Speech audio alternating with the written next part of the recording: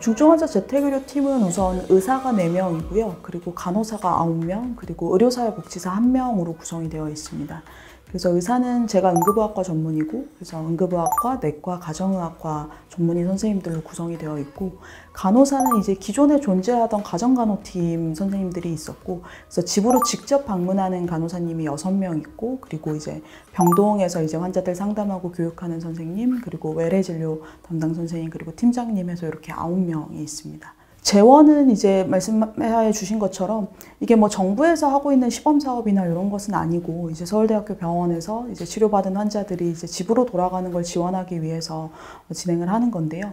기존의 가정간호사업은 원래 이제 수가가 있습니다. 그래서 기존 가정간호팀에서 하던 방문을 유지를 하고 있고, 의사가 방문하는 거에 대해서는 별도의 수가가 아니라 이제 진료실에서 진료를 하는 것과 동일한 수가가 의사가 집으로 방문을 했을 때도 청구가 가능합니다. 그래서 외래 진료와 같은 금액이 이제 청구가 된다고 보시면 되고, 그리고 사회복지사의 상담에 대해서는 별도 수가가 없어서 이거는 기존 서울대학교 병원 의료사회복지팀의 업무에 포함을 해서 진행을 하고 있습니다.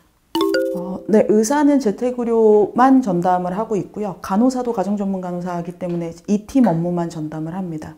의료사회복지사는 이제 저희 서울대학교 병원이 완화의료도 같이 하고 있어서 이런 호스피스 완화의료 환자들과 재택의료 환자들 이 둘을 보는 걸 주요 업무로 하고 있습니다.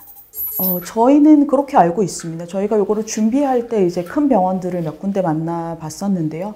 말씀하신 것처럼 이게 사실 많이 할수록 병원에서는 이제 손해인 사업입니다. 왜냐면 의사가 그냥 진료실에서 환자를 보면 당연히 훨씬 많은 환자를 볼 수 있고, 1차 의료 방문진료 시범사업에서의 의사 방문 수가도 훨씬 많다는 거 아마 아시는 분은 아실 텐데, 그래서 아마 서울대학교 병원이 국립대 병원이고 그리고 공공병원이기 때문에 이러한 서비스가 필요하다는 생각에 선도적으로 먼저 시작을 해서 이런 게 필요하다는 걸 알리고, 그리고 결국은 제도화 될 수 있도록 하려는 측면에서 하고 있는 거라서, 그래서 저희만 하고 있는 것으로 알고 있습니다.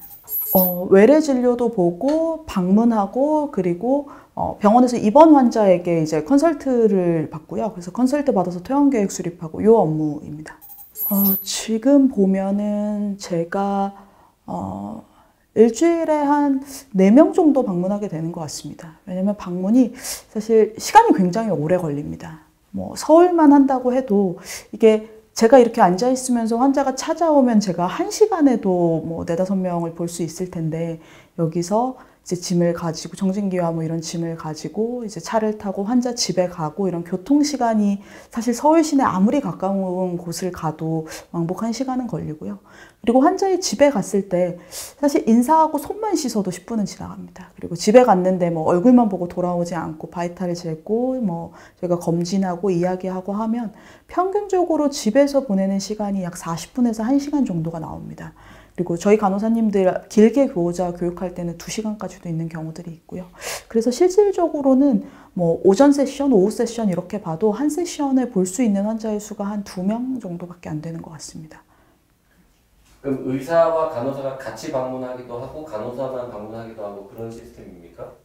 네네. 그래서 주로 이제 초기에는 의사 간호사가 같이 방문해서 이 환자가 집에서 어떻게 지낼지 플랜을 설정하는 게 제일 중요한 일이어서, 그래서 집 가정환경 평가하고 집에서의 관리 방법 플랜 설정하는 걸 이제 의사가 같이 가서 하고요.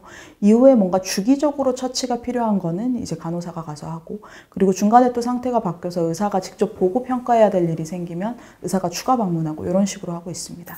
그거는 이제 몇 가지 이슈가 있는데요. 먼저 첫 번째로는 우선은 서울대병원 전체 입원 환자 중에서도 이제 서울 지역 환자만을 1차적으로 대상을 하고 있고요. 그리고 두 번째로는 이게 집에서 환자가 있으려면 이런 중증 환자가 집에 혼자 있을 수는 없습니다. 다 보호자가 있어야지 사실 이게 가능한 거여서 재택의료 서비스를 제공을 한다고 해서 모든 환자들이 다 집에서 지낼 수는 없습니다. 그래서 집에 있고 싶고, 그리고 환자와 보호자가 둘 다 집에 있기를 희망하고, 그리고 집에서 좀 어느 정도 돌봄을 제공할 수 있는 보호자가 존재하는 환자들이 대상이 되고요. 그래서 이런 환자들을 대상으로 했을 때 현재 저희가 여건이 안 돼서 못 가는 경우는 아직까지는 없고, 왜냐하면 방문을 주기 같은 걸 이제 저희가 관리를 하니까요. 그래서 주기적으로 얼마 주기로 방문하는 게 좋을지 결정을 하고, 그리고 또 조금 안정이 되면, 현재 많지는 않은데 이제 지역에서도 이런 의료 서비스 제공하는 곳이 있어서 안정된 뒤에는 저희가 1차 의료 방문 진료 시범 사업 기관이 있으면 그쪽으로 이제 리퍼를 하기도 합니다. 그래서 근데 말씀해 주신 것들이 현재는 그래서 이렇게 유지가 되는데 만약 이 서비스가 좀 더 제도화되고 확대가 되면 이제 조금 더 집에 있고 싶은 사람들이 증가할 수는 있을 거라고 생각이 됩니다. 우선은 사실 거의 대부분이 굉장히 좋아하십니다. 왜냐면 저희가 이거를 처음 시작했을 때 다 신규 환자만 받은 게 아니라 이제 기존의 서울대병원 다니고 있던 환자들도 이제 이 서비스를 홍보하고 했는데요. 사실 거동이 어려운 환자들이 굉장히 많은데 이제 뭐 이런 루게릭이나 뭐 파킨슨이나 아니면은 암도 그렇고 여러 가지 중증 질환 환자들이 이 환자들이 사실 거동이 어려워서 한 번 병원에 오려면 앰뷸런스를 타고 와야 되고 막 이런 환자들이 되게 많았습니다. 그래서 정말 급한 일이 아니면 병원에 직접 못 오고 보호자가 보통 보호자 대진을 해서 약을 리핏하는 거 잘 아실 텐데요. 보호자가 대진으로 와서 같은 약을 반복해서 차가는 거 정도로 의료 서비스를 이용하고 있던 사람들이 되게 많았고 그리고 또 근처 병원을 이용하려고 해도 사실 잘 아시다시피 이게 막 중증 질환들 너무 희귀한 질환 이런 거는 저희는 서울대학교 병원에서 많이 보지만 지역에서는 흔치 않은 질환이어서 이걸 근처 병원을 가려고 해도 다니던 병원 가세요. 약간 이렇게 해서 이게 사실 굉장히 의료 서비스 이용이 많은 나라인데도 여기 약간 소외되어 있던 언맷 니드가 있던 영역이었습니다. 그래서 가장 기억에 남는 거는 이제 저희가 처음 찾아갔을 때 그 환자는 몇 년 만에 의사를 처음 본 이런 환자도 있었습니다. 계속해서 의료 서비스를 이용을 했지만 환자는 거동이 어려웠고 밖에 나갈 수 없기 때문에 이렇게 의사를 만나는 게 너무 오랜만이다. 그래서 뭐 의사 간호사만 봐도 낫는 것 같다 이런 사람들도 있었고요. 그리고 또 어떤 환자들은 거동은 어렵지만 사실 의사소통이 되는 환자들이 있습니다. 예를 들면 제 환자 중에는 이제 폐질환으로 이제 기관절개관 티케뉼라를 하고 있고 호모투를 이제 하고 있는 환자가 있는데 이제 티케뉼라를 갖고 있는 환자는 계속 석션을 좀 해줘야 될 필요가 있거든요. 계속 가래가 생기기 때문에 그래서 외출하는 게 사실 굉장히 어렵습니다. 이게 뭐 산소도 가지고 뭐 석션도 가지고 이래야 돼서 병원을 사실 오기 힘든 경우가 많은데 이제 제가 가니까 사실 마약은 할 수 있거든요. 이게 약간 막아주고 하면 그래서. 이제 그동안 병원에서는 그러니까 가기도 힘들고 가서는 진료 시간도 짧아서 못했던 말들을 이제 집에서는 굉장히 많이 할 수가 있어서 그래서 그런 것들을 이제 그동안 불편했던 거 뭐 이거저거 다 얘기하면서 그래서 굉장히 이게 필요하고 사실 대부분 이게 왜 여태까지 없었는지 모르겠다 이런 얘기를 사실 굉장히 많이 하시고요. 그리고 또 저희가 집에 가서 하는 것 중에 하나가 이제 위루술한 환자들을 이제 집에서 교체를 하는데요. 위루술이 이제 뭐 의료인들이 보실 거라고 생각하고 이게 돔 타입과 이제 벌룬 타입이 있는데 돔 타입은 내시경으로 해서 교체가 불필요하지만 벌룬 타입은 주기적으로 교체가 필요하거든요. 그래서 그것도 교체할 때는 여태까지는 이제 대부분 거동이 어려우시니까 앰뷸런스를 타고 병원에 와서 교체를 했었는데 이제 좀 안정된 환자는 집에서 이제 이걸 의사가 가서 교체하는 걸 하면서 사실 이렇게 꼭 필요할 때는 당연히 병원에 가야 되고 근데 집에서 할 수 있는 것들은 집에서 해주고 이래서 굉장히 좋아하시는 분들이 많습니다. 좀 여러 가지가 있을 것 같습니다. 소아는 사실 규모가 굉장히 적고요. 규모가 작아서 사실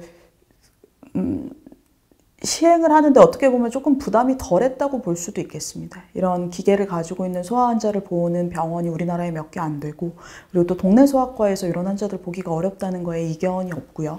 근데 그리고 또한 이제 요양병원에 갈 수 없는 대상자여서 아마 여러 언론에서도 많이 보셨을 겁니다. 집에서 이제 이 아이들을 보다가 뭐 사고도 나고 보는 게 너무 어렵고 그래서 이런 이제 백그라운드 하에서 소아에서는 조금 더 사업이 쉽게 시작이 됐던 것 같고요.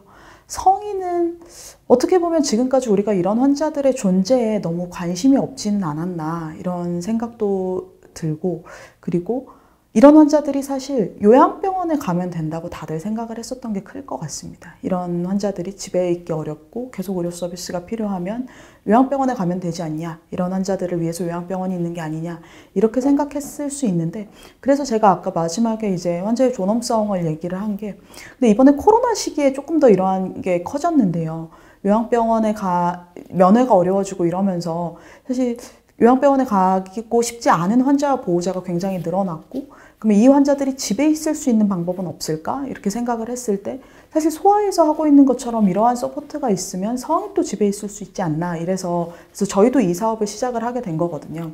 근데 시작을 했더니 막상 이제 환자들의 반응은 너무 좋았고요. 근데 이게 이제 전체적으로 제도화가 되려면 먼저 아까 말씀하셨던 것처럼 그럼 이게 너무 많아지지 않냐? 사실 저희는 그럴 것 같지는 않습니다. 말씀드린 것처럼 이러한 환자들이 규모의 제한이 있고 그리고 또 보호자가 있어야 된다는 이런 요건 등이 조금 굉장히 막 의료보험 재정이 폭발할 만큼 늘어날 것 같지는 않은데 근데 우선은 시작을 해보니까 필요를 저희도 점점 더 크게 느끼게 된 거여서 이렇게 여기 와서 말씀드리고 또 여기저기 저희도 부르는 데마다 가서 말씀드리고 있는데 이런 환자들의 결국은 어떤 제도의 뭐 규모나 뭐 비용이나 이런 것보다도 이 환자들의 삶을 생각하면 이거는 사실 있을 수밖에 없는 서비스여서 언젠가는 제도화가 되지 않을까 기대하고 복지부와도 열심히 말씀드리고 있습니다.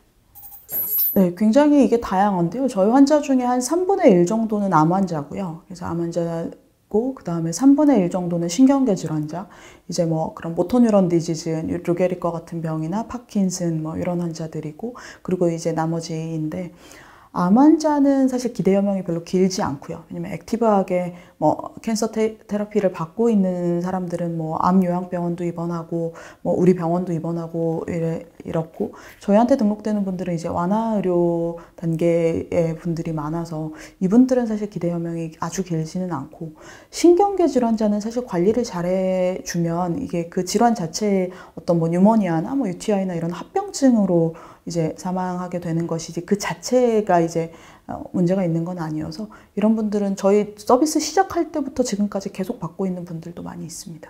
둘 다 요인이 있는데요. 저는 응급의학과 의사인데 저는 응급실에서 일할 때 너무 많은 환자들이 응급실에 오는데 과연 이 환자들이 다 응급실에 와야 될까라는 생각을 많이 했었는데 근데 그러니까 어떤 의미냐면 굉장히 이런 제가 지금 보고 있는 환자들은 굉장히 작은 문제가 생겨도 응급실에 올 수밖에 없습니다. 왜냐면 동네 병원에서는 그냥 질환명만 들어도 다니던 병원 가세요 하고 근데 환자는 거동이 어려우니까 막 앰뷸런스를 타고 막 벤트를 들고 막 이렇게 올 수밖에 없는데 외래에서 막 그거를 기다리고 시간을 맞춰서 보는 것도 사실 굉장히 어렵고 그래서 참다 나빠지면 응급실로 오는 경우들이 있고 그리고 어떤 거는 의사가 알려주면 되는 것들도 있거든요. 이게 뭐고 이렇게 하세요.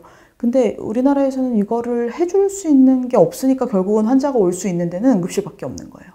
그리고 또 이 암 환자들은 이게 호스피스가 있다고는 하지만 이게 이 환자들이 만약 서울대병원에서 항암 치료하던 게 종료가 되고 근데 지금 당장 호스피스에 입원하고 싶지는 않은 환자들이 사실 굉장히 많습니다. 왜냐면 다 뭐 치료가 끝났다 하면 그 순간에 받아들이고 그럼 내일부터 호스피스 입원해야지 이렇게가 안 되거든요. 근데 이 중간의 환자들을 그러면 어떻게 볼 것이냐. 근데 이거를 항암을 계속 하고 있는 게 아니니까 종양내과를 계속 다니기도 사실 되게 이상하고 호스피스 기관에서는 아직은 뭐 입원할 때 아니다. 뭐 이렇게 얘기하면 이 환자들도 사실 집에서 참다가 결국은 나빠지면 응급실로 오는 환자들이 되게 많았습니다. 그래서 특히 아마 큰 병원들은 대부분 그럴 거예요. 뭔가 길 가면서 뭐 다리가 부러져서 오는 환자보다는 다니던 환자들이 뭔가 나빠지고 문제가 생겼을 때 응급실에 많이 오는데 근데 이 환자들에게 조금 더 집에서 잘 관리할 수 있는 거를 알려주고 중간중간에 들여다보면서 관리를 지원해주고 이러면 이렇게 더 나빠지기 전에 좀 막을 수 있지 않을까 이런 생각을 제가 응급실에서 일할 때 했었어서 병원에서 이런 걸 만든다고 하길래 제가 해도 괜찮을 것 같다고 생각했습니다. 이게 결국은 어떤 서비스, 의료 서비스가 새로 생기는 거는 이제 어떤 환자와 뭐 의료진의 필요에서 기반을 하고 요거는 저희가 하면 할수록 굉장히 실제로 환자들에게 많이 도움이 되는 사업입니다. 재택의료라는 게 결국은 점점 더 커질 수밖에 없고 지금 현재 많은 사업들이 이제 지역사회에 기반으로 해서 시도가 되고 있는데 병원에서 치료받고 퇴원할 때부터 요거를 접근을 해서 환자가 완전히 와상 상태로 되는 거를 막는 게 이제 저희가 요거를 시도하고 있는 목적이고요. 이게 뭐 예산이 따로 있거나 이런 거는 아니어서 결국은 이 필요가 실제로 이걸 하는 것이 병원의 뭐 어떤 이득이나 이런 것보다는 환자와 보호자의 삶의 질을 높이고 존엄성을 유지하는 데 필요한 사업이라고 생각을 해서 하고 있는 거여서 그리고 이 사업이 조금 더 일반화되고 지속적으로 환자들이 집에 있을 수 있는데 좀 도움 줄 수 있게 되었으면 좋겠습니다.